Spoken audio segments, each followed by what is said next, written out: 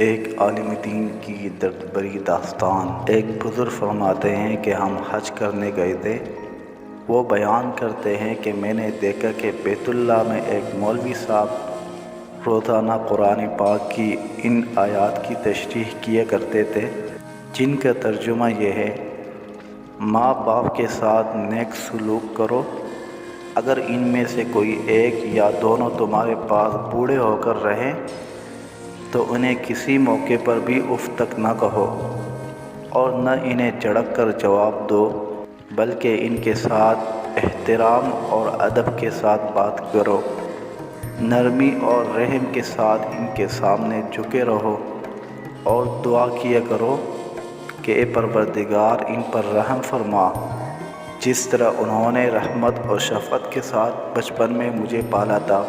اور بعض وقت بیان کرتے کرتے ان کی آواز لرزنے کانپنے لگتی اور الفاظ رک رک کر زبان سے نکلتے اور آنکھوں سے آنسوں کی لڑیاں بہنے لگتی۔ میں نے اپنے ساتھیوں کی طرف دیکھا تو وہ بھی میری طرح سب حیرت زدہ تھے کہ آخر ان آیات قرآن کی تشریح میں مولوی صاحب پر اس قدر گریہ زاری کیوں طاری ہو جاتی۔ اس کی ان سے ضرور وجہ دریافت کرنی چاہیے تاکہ ہمیں بھی کچھ نصیحت حاصل ہو۔ لہٰذا جب وعظ ختم ہو چکا تو ہم نے ان کو چائے پینے کے لیے کہا۔ ہمارے زیادہ اصرار کرنے سے مولوی صاحب مان گئے۔ ہم حرم شریف سے باہر نکل کر ایک ہوٹل میں چائے پینے بیٹھ گئے۔ حج کے دنوں میں حرم شریف کے آس پاس جتنے ہوٹل ہوتے ہیں وہ اکثر دن رات ہی کھلے رہتے ہیں۔ غرض ہم بھی ایک ہوٹل میں جا کر چائے پینے لگے اور باتیں کرنے لگے۔ باتوں باتوں میں ہم نے مولوی صاحب سے پوچھا، مولانا صاحب کیا آپ ہمیں اتنا فرمائیں گے اور اس پر وضاحت کے ساتھ روشنی ڈالیں گے کہ ان آیات الہی کی تشریح میں جناب اتنے غمگین اور افسردہ کیوں ہوتے ہیں؟ مولانا صاحب نے اس طرح سے اپنا واقعہ بیان کرنا شروع کیا کہ میں کلکتہ کے قریب ایک گاؤں کا رہنے والا ہوں۔ میرے والدین شہر میں رہتے تھے اور میرے والد ایک پرائیویٹ کارخانے میں ملازم تھے۔ پڑھے لکھے تو معمولی سے تھے، لیکن نہایت نیک اور خدا ترس آدمی تھے۔ میری عمر ابھی 4 سال ہی تھی کہ مجھے ایک اسلامی اسکول میں داخل کرا دیا گیا۔ میرے والدین مجھے دینی علوم کی تعلیم دلانا چاہتے تھے، اس لیے میں نے 18 سال کی عمر میں عربی زبان سیکھ لی۔ میں دینی تعلیم کے دوران انگریزی بھی پڑھتا تھا اور والد صاحب کے ایک دوست کے مدرسے سے میں نے میٹرک یعنی 10ویں جماعت کا امتحان پاس کر لیا۔ میری خواہش افسر بننے کی تھی۔ میں نے اپنے والد سے اس کا ذکر کیا۔ والد صاحب کو اس زمانے میں نوکری کے 200 روپے ملتے تھے، جن سے پورے گھر کا خرچ چلانا پڑتا تھا اور آئندہ کے لیے فکر کرنی تھی۔ میرے والد صاحب کا یہ خیال تھا کہ میں اب کوئی ملازمت کر لوں تاکہ گھر کا انتظام سنبھالنے میں آسانی ہو، لیکن میرا پکا ارادہ کالج میں داخل ہونے کا ہو چکا تھا۔ میں نے والد صاحب کی بے حد خوشامد کی اور ان کو منایا۔ آخر کار والد صاحب راضی ہو گئے۔ میں نے ایک کالج میں داخلہ لے لیا۔ میری والدہ بڑی کفایت شعار اور عقل مند تھی۔ اپنے خالی وقت میں وہ موم بتیاں بنا کر اچھے خاصے پیسے حاصل کر لیتی۔ اس طرح ان کو محنت تو بہت کرنی پڑتی، لیکن وہ میری سب ضروریات پوری کرتے۔ فیس تو والد صاحب دے دیتے تھے اور دوسری ضروریات کے لیے میری والدہ مجھے چپکے سے روپے بھیج دیتی۔ مجھے معلوم تھا کہ والد صاحب بھی میرے اخراجات اور دوسرے بھائیوں کی تعلیم و تربیت کے لیے ڈیوٹی سے زیادہ وقت کام کرتے تھے۔ اس طرح ان کو زیادہ پیسے حاصل ہو جاتے اور ہمارا خرچ چلتا رہا، اور میں نے 6 سال میں ڈگری حاصل کر لی۔ میں نے ڈگری تو بے شک حاصل کر لی، مگر اس کالج کی تعلیم کے دوران اور اس زمانے میں کالج کے ماحول کے رہن سہن نے میرے اسلامی شعار اور طریقے کو بالکل ہی بدل دیا اور میں اسلامیات کو بالکل ہی بھول چکا تھا۔ اس لیے یہ ماحول ہی نیا اور ایسا تھا کہ میں وہاں کا رنگ لیے بغیر نہ رہ سکا۔ میرا ذہن میرے خیالات جدید تعلیم و تربیت سے بے حد متاثر ہو چکے تھے۔ اب کیسا دین اور کیسے دین کی باتوں پہ چلنا اور کیسی نماز روزہ کرنا، میرے حالات اور خیالات سب ہی بدل چکے تھے۔ میں نے چھٹے سال پورے کالج میں اول نمبر کی کامیابی حاصل کی، اس لیے درخواست دینے پر مجھے اسی کالج میں ملازمت مل گئی اور میں 350 ماہوار تنخواہ پانے لگا۔ چند سالوں میں میری تنخواہ 500 روپیہ ماہوار ہو گئی۔ اب والدین نے میری شادی کی فکر کی۔ وہ یہ چاہتے تھے کہ کسی نیک اور دیندار لڑکی سے میری شادی ہو جو گھر میں ایک اچھی بہو کی طرح رہے، لیکن میری خواہش یہ تھی کہ وہ آج کی نئی تہذیب اور نئی تعلیم سے واقف ہو تاکہ موجودہ دور اور اعلیٰ سوسائٹی میں کب سکے، ہر ایک کے ساتھ کھلے عام باتیں کر سکے، ننگے ڈانس دیکھ سکے اور ننگے ڈانس کر سکے، سینہ تان کر بازاروں میں چل سکے اور ہر بے حیائی کے کام میں ترقی کر کے آگے بڑھ سکے۔ لہٰذا میں نے اپنے پسند کا ذکر اپنی ماں کے ذریعے سے اپنے والد صاحب سے کر دیا، لیکن انہوں نے پسند نہ کیا اور برا مانا۔ لیکن مجھے نئی روشنی کے سوا کچھ دکھائی ہی نہیں دیتا تھا۔ ایسا بوجھ سر پر سوار تھا کہ کہاں خدا کا خوف اور کہاں کا دین کا شوق، نہ قرآن مجید سے محبت اور نہ نبی کریم صلی اللہ علیہ وسلم سے الفت۔ ہر طرف سے نفس اور شیطان نے پوری طرح سے رنگ چڑھا دیا اور میں اپنی ضد پر قائم رہا۔ ماں باپ کی بات کسی بھی طرح میری عقل میں نہ آتی تھی اور نہ ہی میں ماننے کے لیے تیار تھا۔ بہرحال میں نے اپنے والدین کو بار بار اصرار کر کے راضی کر لیا۔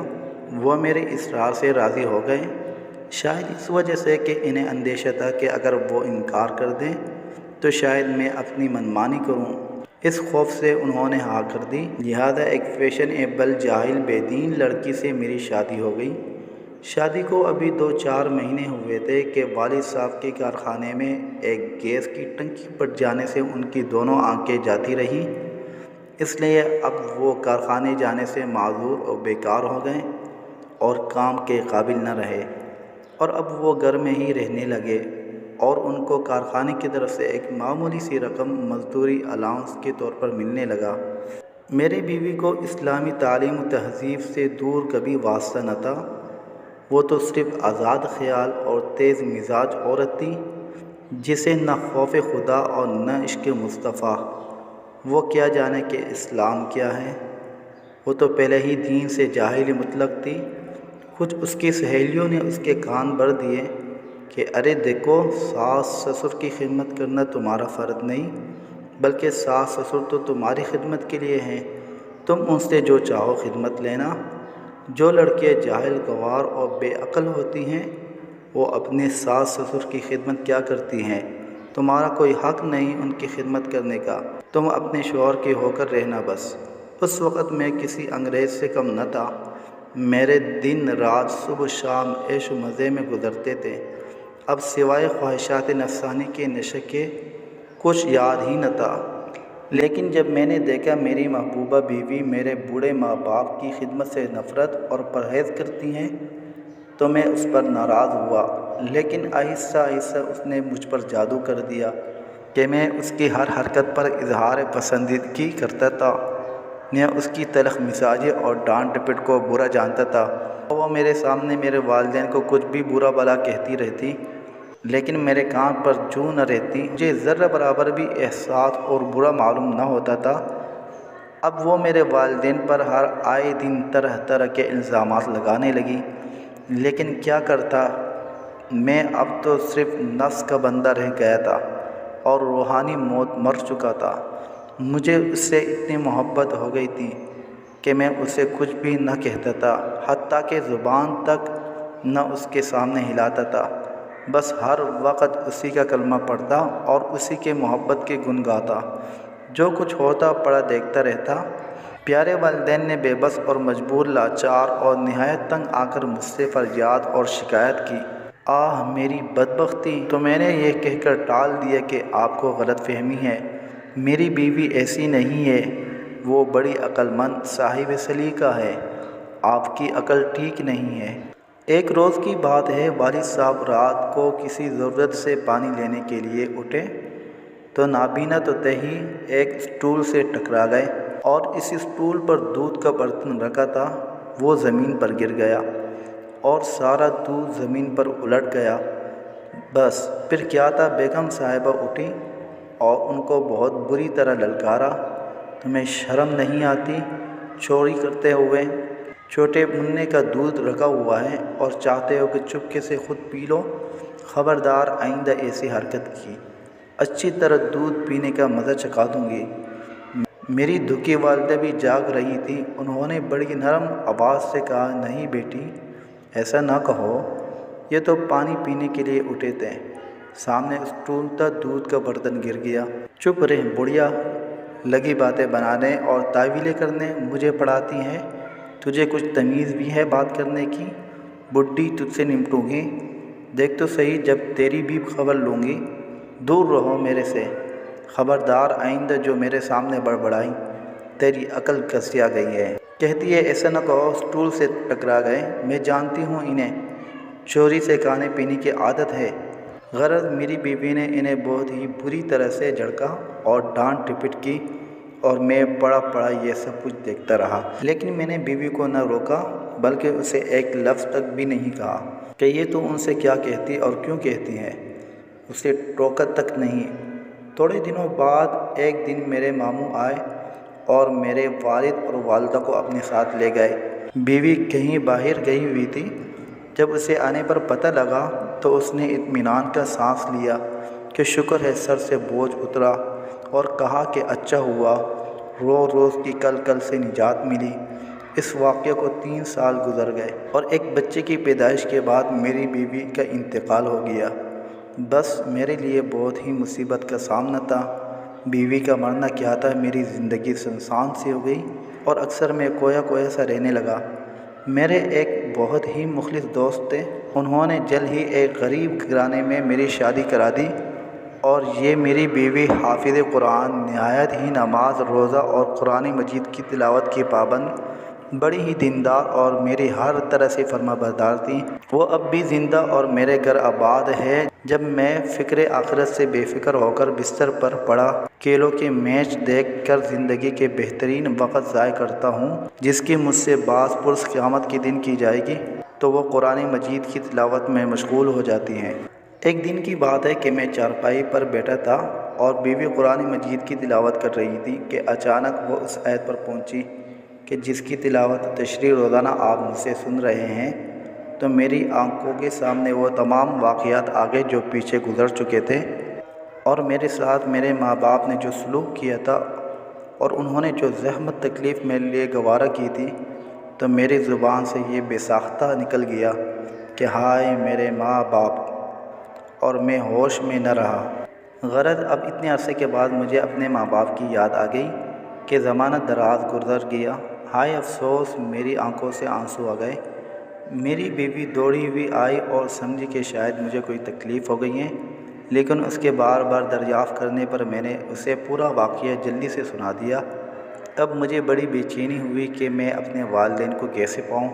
میں دوسرے دن ہی اپنے ماموں کے ہاں گیا، لیکن وہاں پہنچ کر میری حیرت کی انتہا نہ رہی جب مجھے یہ معلوم ہوا کہ والدین کئی مہینوں پہلے گھر جانے کے بہانے یہاں سے روانہ ہو چکے ہیں۔ بس اتنا سنتے ہی میرے پیروں تلے سے زمین نکل گئی کہ ہائے بڑھاپے اور نظر نہ ہونے کی حالت میں کہاں گئے ہوں گے۔ میں فوراً ہی اپنے والد کا فوٹو لے کر قریبی تانے میں گیا اور فوٹو دے کر رپورٹ لکھوائی اور کئی اخباروں میں بھی فوٹو کے ساتھ خبر چھپوائی اور ادھر ادھر کئی آدمیوں کو روانہ کیا۔ اب مجھے رات بھر نیند نہیں آتی تھی اور ہر وقت اسی فکر میں رہتا کہ کسی بھی طرح میرے والدین مل جائیں۔ میں نے اللہ سے خوب گڑ گڑا کر توبہ کی اور دعائیں کی کہ الہی میرے ماں باپ کو واپس لوٹا دے۔ تیسرے روز ایک پولیس والا آیا، اس نے مجھے بتایا کہ جو شکل آپ نے لکھوائی تھی بالکل اس سے ملتی جلتی شکل کا ایک بوڑھا آدمی ایک قبر میں بیٹھا فاتحہ پڑھ رہا تھا۔ میں دوڑتا ہوا قبرستان پہنچا تو معلوم ہوا کہ وہ میرے چچا تھے۔ میں ان کے قدموں پر گر پڑا اور اپنے والدین کو دریافت کرنے لگا۔ چچا نے نظر اٹھائی اور دو سامنے والی قبروں کو مخاطب کر کے پکارا، کہا، بھائی اکرم اور بابی زبیدہ، دیکھو تمہارا لاڈلا افسر آ گیا ہے۔ اکرم میرے والد کا، زبیدہ میری ماں کا نام تھا۔ چچا جان کے منہ سے یہ بات سن کر میں اندھے منہ قبر پر گرا اور پھوٹ پھوٹ کر زور قطار سے رونے لگا۔ بس اتنا کہہ کر مولانا صاحب خاموش ہو گئے تو میں نے مولانا کی طرف دیکھا تو ان کی آنکھوں سے آنسو جاری تھے۔ بزرگوں نے سچ کہا ہے کہ انسان سے بعض ایسی غلطیاں ہو جاتی ہیں جو ساری عمر کے لیے افسوس پیدا کر دیتی ہیں۔